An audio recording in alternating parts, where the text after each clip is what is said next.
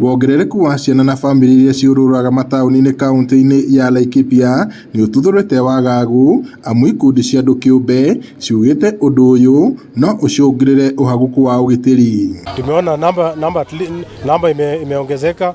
Tumeona tuko na Nyahururu town peke yake, nimeona ni kama tuko na more than 250.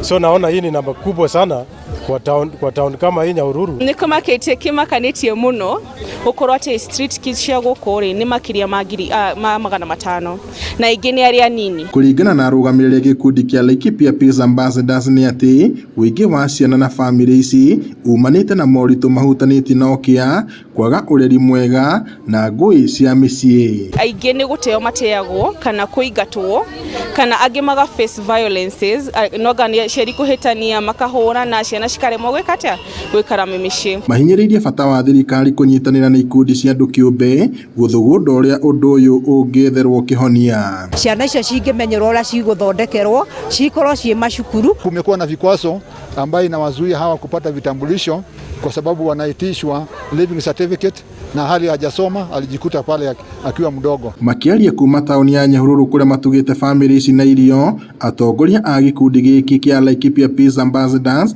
maugĩte ciana iria ciũrũraga mataũni-inĩ nĩ ikoragwo na mĩhĩnga mũtũrĩre-inĩ ta wagi wa irio, ũrigiti na ũgwati wa kwĩingĩrania na ũhũthĩri wa ndawa cia kũrebia. Ngiribotera Inooro TV kuma tauni ya Nyahururu, gũkũ nĩ kaunti-inĩ ya Laikipia, njĩtagwo Peter Mwangi.